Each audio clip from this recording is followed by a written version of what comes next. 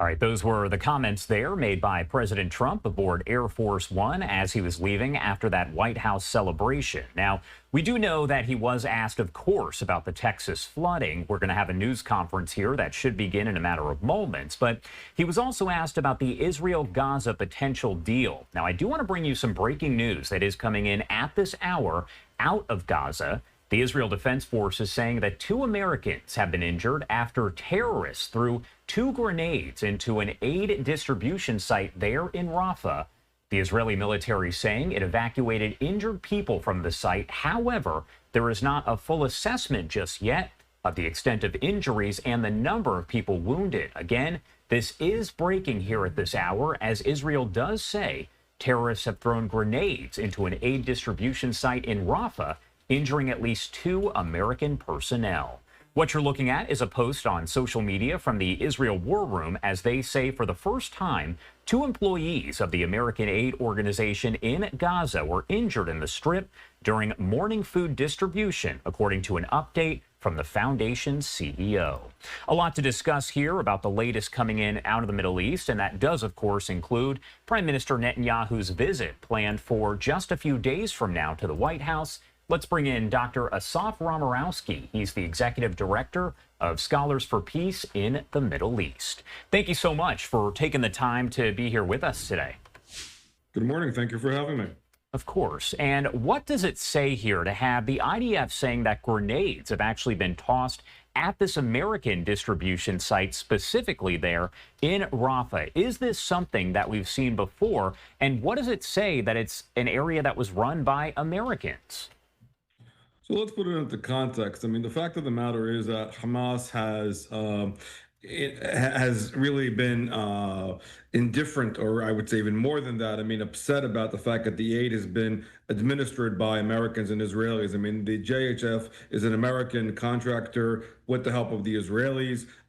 They oppose that in every way, shape, or form. And what they've been doing all along is trying to steal the aid. And so the fact of the matter is that the aid center itself, while it helps the people, becomes a target for Hamas. Furthermore, they also want to show that it is unsuccessful in its deliverable abilities to the Gazan population, so they can then argue that really the people that should be administering the aid should be the United Nations, in particular groups like UNRWA, which are of course been complicit with terrorism. So they're trying to revert back to a pre-10/7 reality, given the fact that they want to use their people, which is really the United Nations. And so that's really where they're coming at it from. And parenthetically, this is actually part of one of the sticking point issues as it relates now to the debate about the conditions of the upcoming ceasefire and negotiations vis-a-vis the hostages.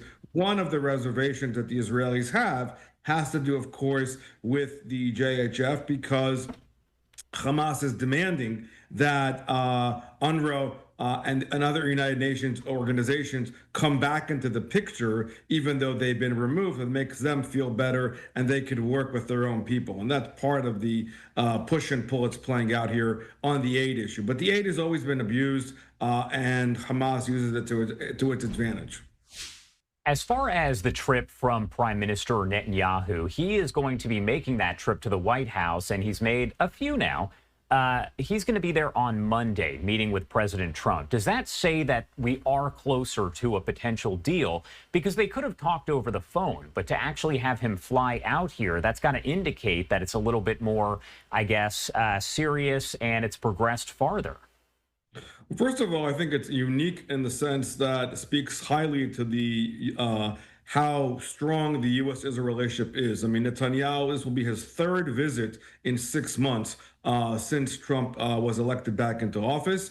The fact of the matter is that both leaders, I believe, deserve a victory lap in the sense of the post-Iran strike. That was a very strong message to all our adversaries, including Israeli adversaries, that the U.S. and Israel are together and on the same page here when it comes to the nucleus of all terrorism worldwide and the patrons of the Gaza war at large vis-a-vis Iran. So I think that this is going to be a significant, monumental visit in that regard. That being said, I think you are right. I think that we are going to be, it is an indicator that that they're closer to moving along a deal. Obviously, Trump wants to end this war. It would be a good move, from his perspective. And of course, as far as calm in the region itself, there's a lot on the table, obviously, regarding, and this is to your earlier point, regarding what does the day after tomorrow look like, regarding aid issues, regarding reconstruction of Gaza. These are all part of the larger pictures, but none of these can happen without the hostages coming back. And part of the other issue, of course, is what does all this mean for Hamas itself and Hamas's survival? For the Israelis, of course, having Hamas as any part of a day after tomorrow constellation is a non-starter. It's unclear exactly what we're hearing now as far as what Hamas will serve in that capacity. And this has all been part of the back and forth. But on a larger scale, as I said before, this is really a telling moment vis-a-vis the strength of the U.S.-Israel relationship working together in concert when it comes to a larger and a greater threat vis-a-vis Iran and Iranian proxies. Is there any indication that Hamas would ever agree to anything that removes them from leadership? They have held on and pretty much said that they're not giving up. So is there anything that could actually make that happen? There's really no indication of that. I mean, the current, what we know to be as of now, the parameters that have been put out vis-a-vis the deal itself, that we're looking at a 60-day deal. We're looking at on the first day one, there are 20 live hostages. There will be 8 released, and then 2 others released on day 50. In addition to all of that, there will be also the returning of the dead during this phase period.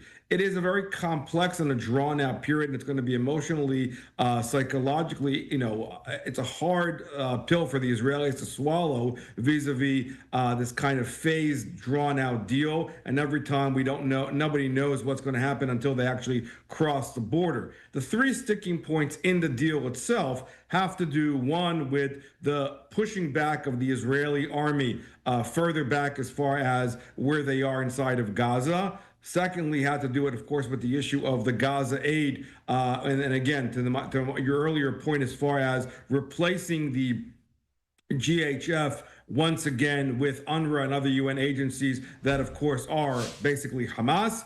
And the third deal, of course, relates to the ending of the war itself, which, again, the Israelis want to have a window of an opportunity to resume if things don't go as planned. And these are all part of the sticking point issues. What it does allow, and this goes back to your first point, it does allow Hamas to be part of the day after tomorrow scenario, and it allows Hamas to govern this situation in whatever capacity they're in. That's part of the real issue that the Israelis have, and that goes against the stated objective goals of the war vis-a-vis the decapitation, the removal of Hamas altogether.